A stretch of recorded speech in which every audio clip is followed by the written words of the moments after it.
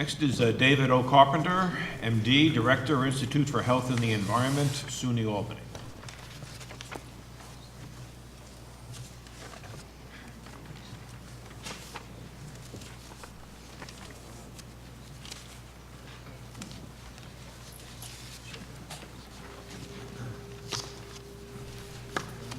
Welcome, Dr. Carpenter.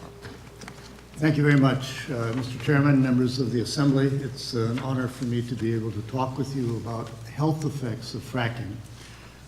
Just by background, I'm the Director of the Institute for Health and the Environment at the University at Albany and a Professor of Environmental Health Sciences.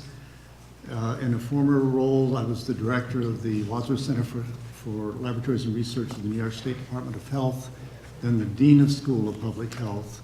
And my research program is focused on human diseases caused by environmental chemicals.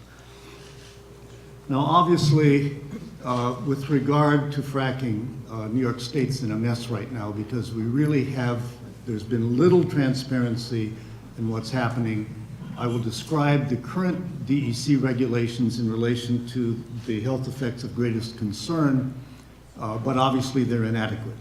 And I will say they are grossly inadequate, which is why we have other things happening, but of course I don't have access to all of that information. I must say I'm skeptical because of the lack of transparency. The Health Department report that was apparently given to this three-member expert panel has not been released to the public. The three members of the panel are absolutely superb. Two of them I know well personally. But the sense is they were given like 2 weeks to make a report. Now maybe that's been extended, maybe it's not been extended. It's not clear whether what their charge was. Was it to look at the picture of health effects of fracking in a broad sense, or was it only to review some internal DOH document? I suspect the latter, but of course I don't know. In any case, let me start by describing what I see as the 5 major health effects of concern. And then I'll go on to talk about the regs as they were proposed by DEC insofar as they address these issues. The first issue that I think many people are aware of is release of chemicals into drinking water. And you've already just heard from USGS on the issue of casings and leaking of casings where the chemicals as well as the gases, and I'll get to the gases in a moment, they can get into drinking water and especially well water in rural areas. But what has not been addressed, which I think may be even more important in the long term, is the chemicals that get into the drinking water through surface water contamination.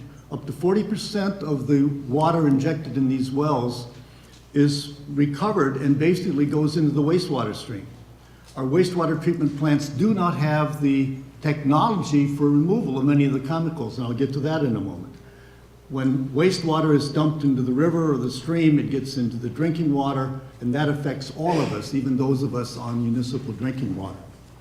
The second issue, which most people are not aware of, is the very serious issue of radium contamination. Radium is the precursor of radon gas, and people know about radon gas. Radium has a very long half-life. It's a natural element. It's found in these rocks below the surface. It comes up with the fracking fluid. It can leak, of course, through the casing, but it can also get into the wastewater. Wastewater treatment plants aren't capable of dealing with high-level radioactivity.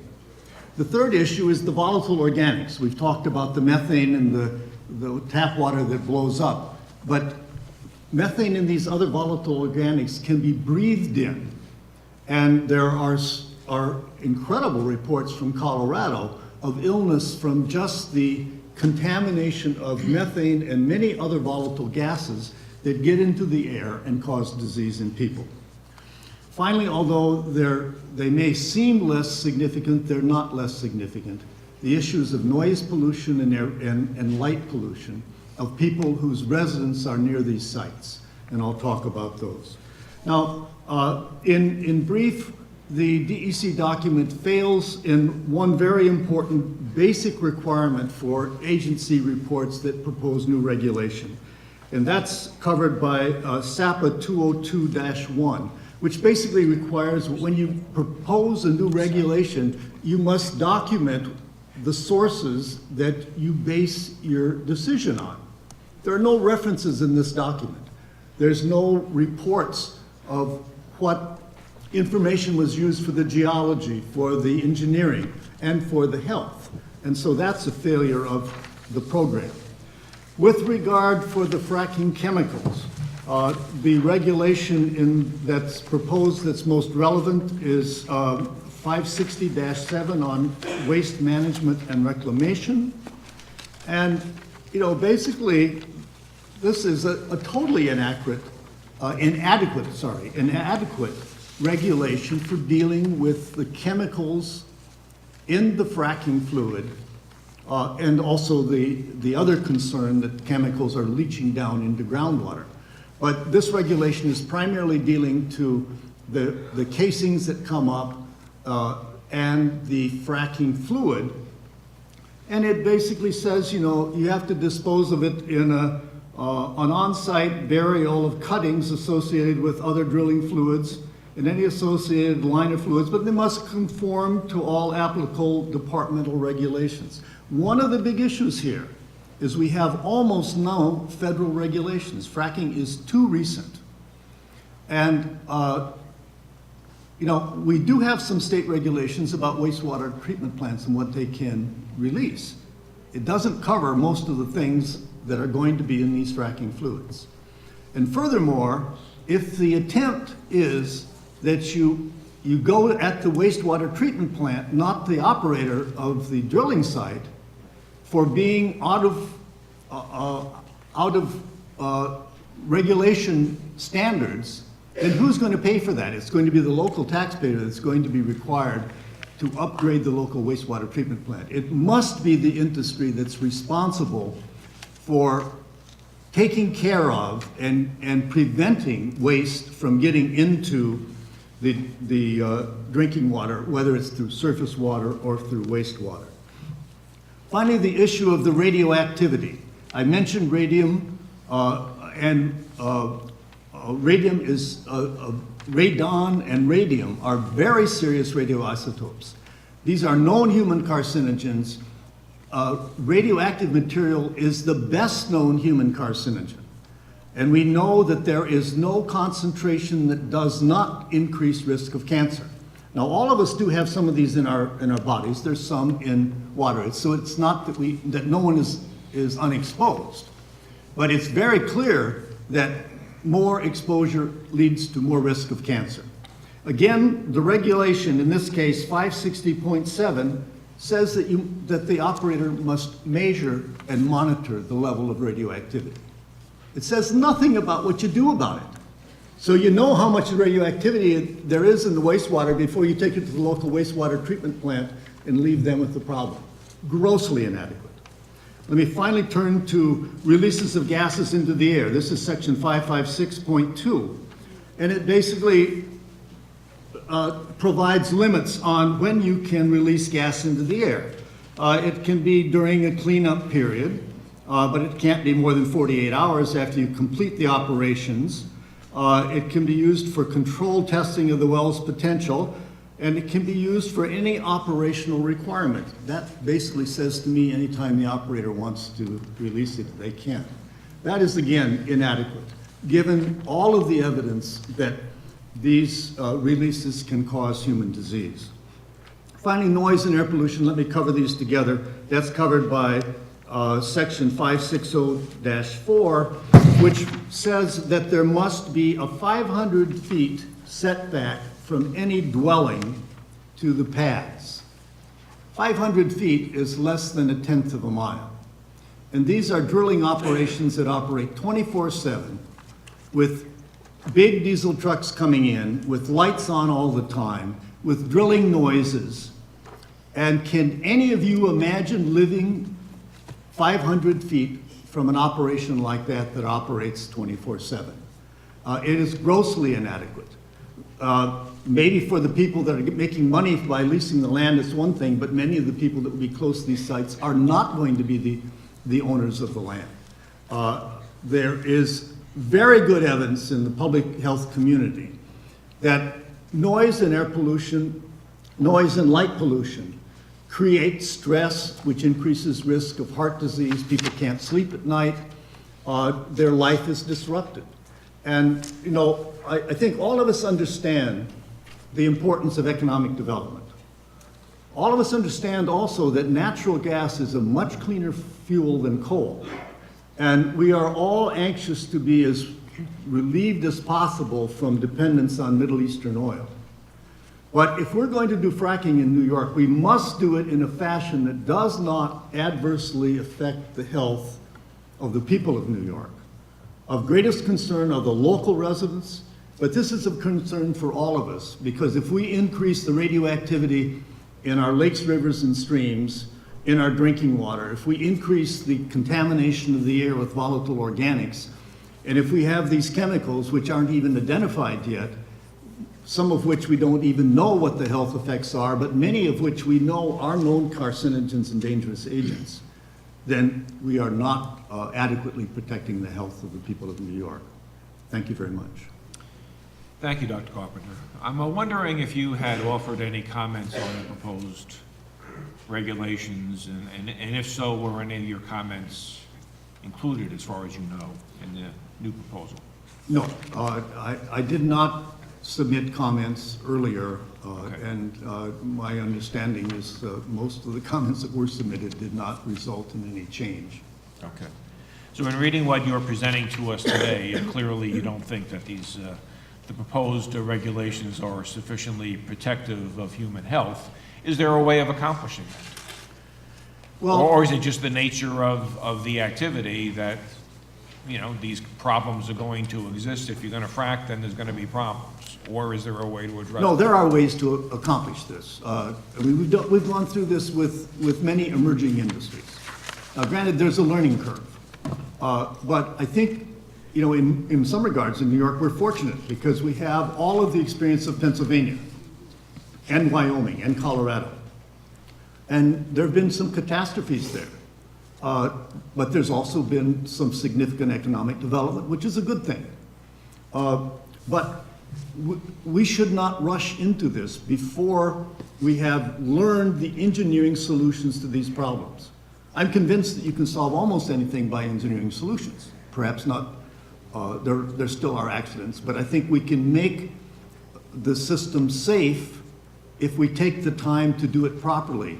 And doing that properly necessitates, first of all, clearly understanding what the health risks are, what must be avoided, and then holding the feet of the engineers to the fire until they develop technology that will prevent the release of these things into our air. Now, you know, it's true that methane does come up from the soil. It isn't that we're ever going to stop it totally. We don't want to allow these gases to escape in greater quantities than they do naturally, for a variety of reasons. The human health risks, and then methane is a more potent greenhouse gas than carbon dioxide. So the whole issue of climate change and the impacts on human health from that is directly related to these gaseous releases from fracking as well. But I think we can find engineering ways of doing so if we take the time to insist that those methodologies be developed before we proceed. Thank you. I would just caution that engineering solutions only help if they are, I mean, assuming they always work when they're set up properly, only have that beneficial effect if they are set up properly and maintained properly. And I think it is, unfortunately, the well-documented experience of this kind of industry that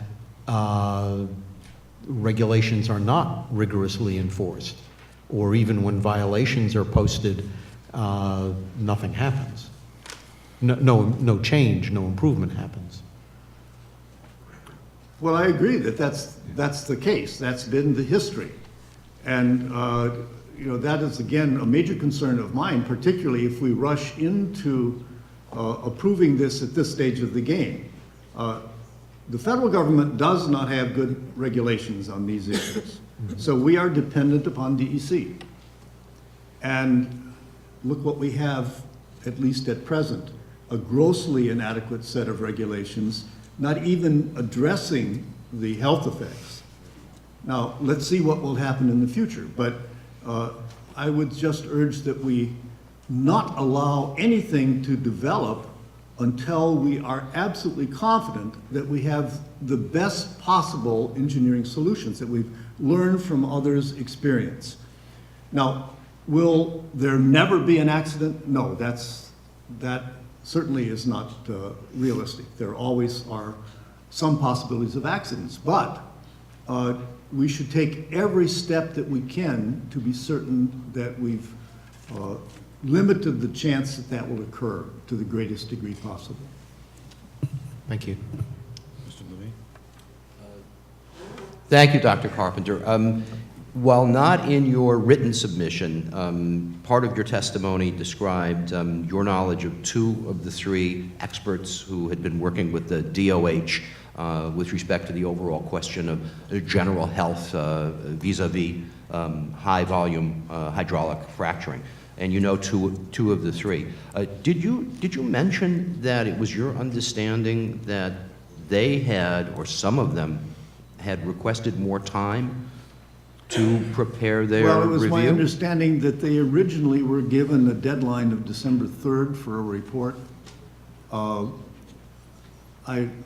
Beyond that, I only sort of know what I read in the papers. So I believe the final health report's due at sometime at the end of February. Whether that's from the DOH or that's from these 3 experts, I'm just not informed. Fair enough. Thank you. Mr. Godfrey?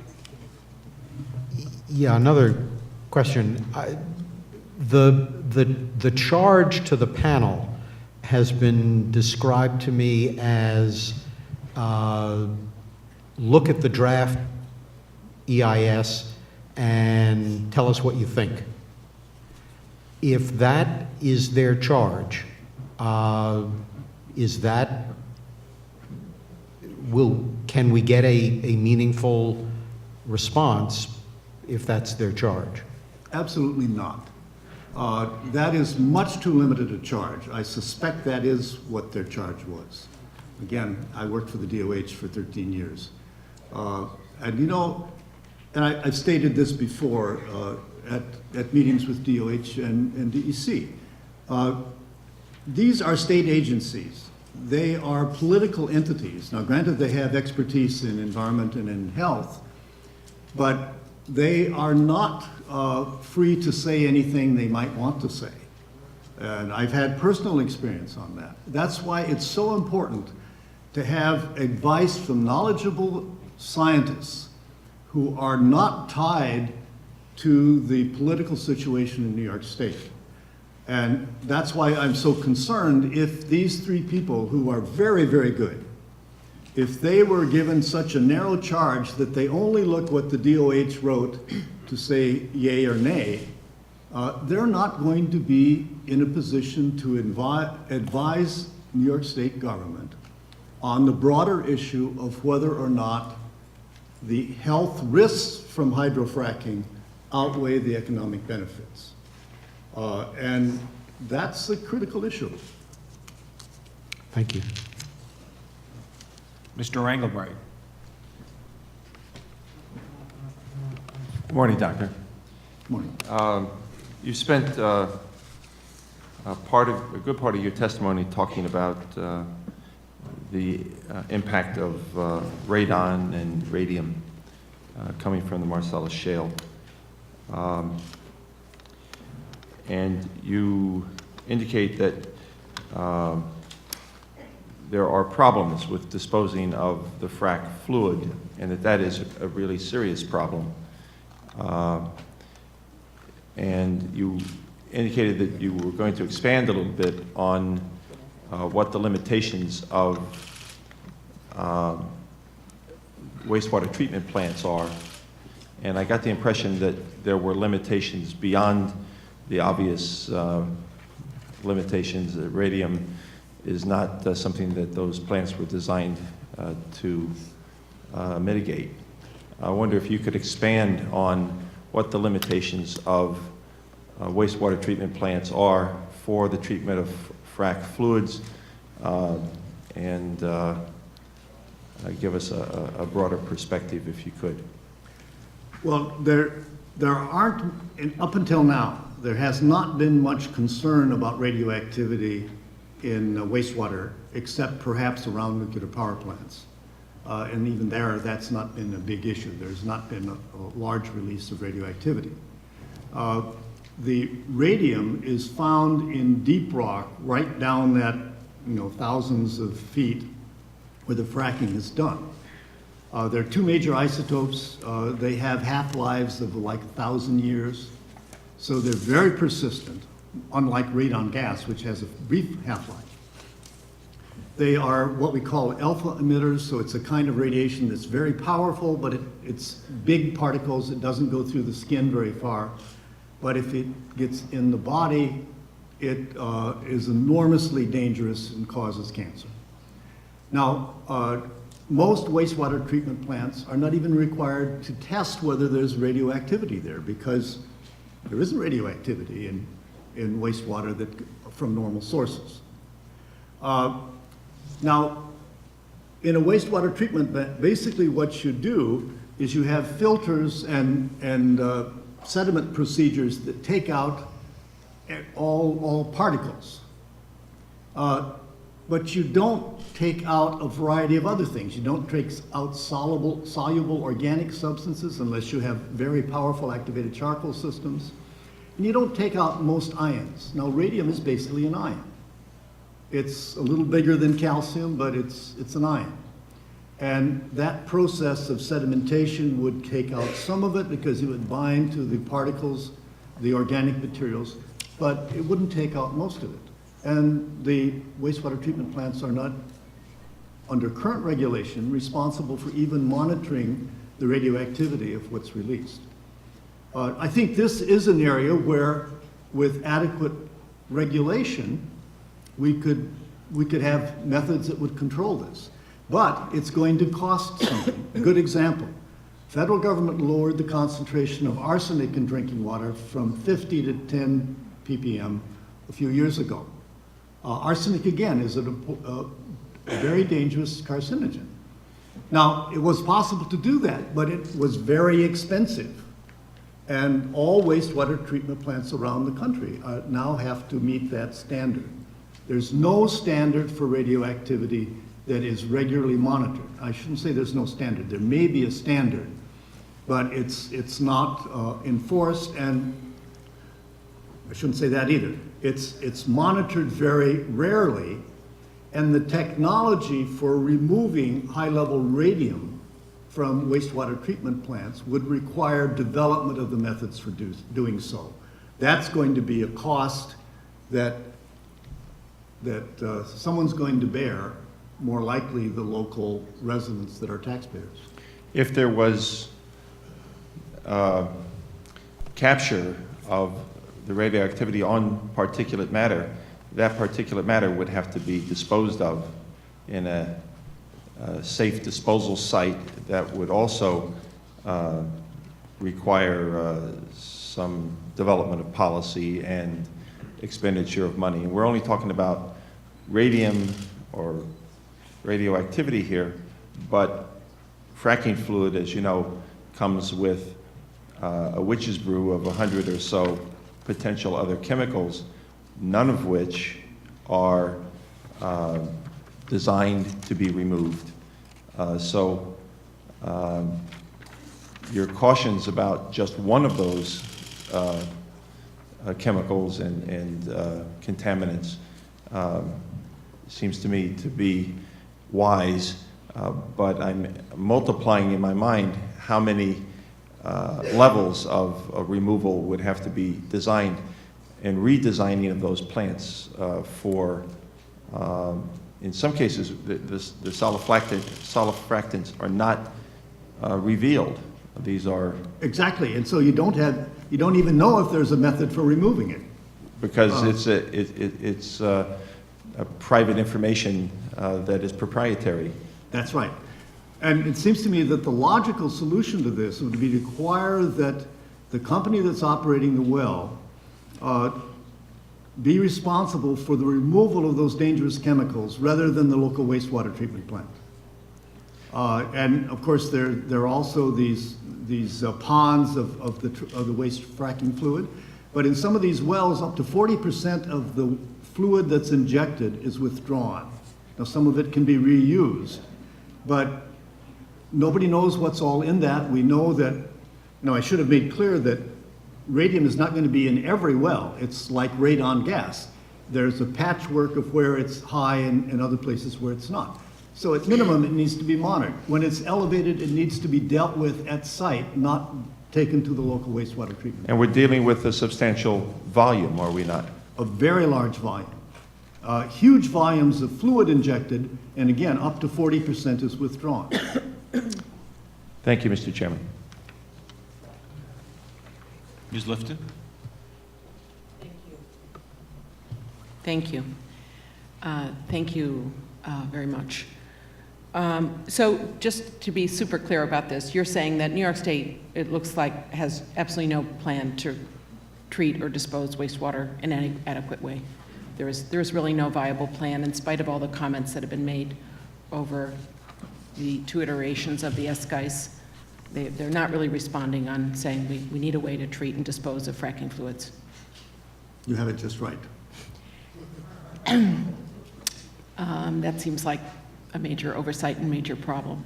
How do you feel about the notion that fracking produced water flowback gets put on trucks and trucked to some other state, Pennsylvania or Ohio? Well, apparently Pennsylvania is sit with already you? sending their fracking fluid to New York, which I've read in some reports. I can't imagine that we would have been very aware of that without concern about these issues right now. If that's really true, that Pennsylvania fracking fluid is coming to New York State wastewater treatment plants, Very worrisome. it's worrisome. I'm hearing it's going on railroad cars out of Pennsylvania to Ohio, too. I don't know. You hear all, we just don't get very clear information, but I share your concern about fracking fluid, whether it's here or being brought in from another state. Thank you. Thank you. Dr. Carpenter, thank you very much. Thank you very much Appreciate for you your being time. here.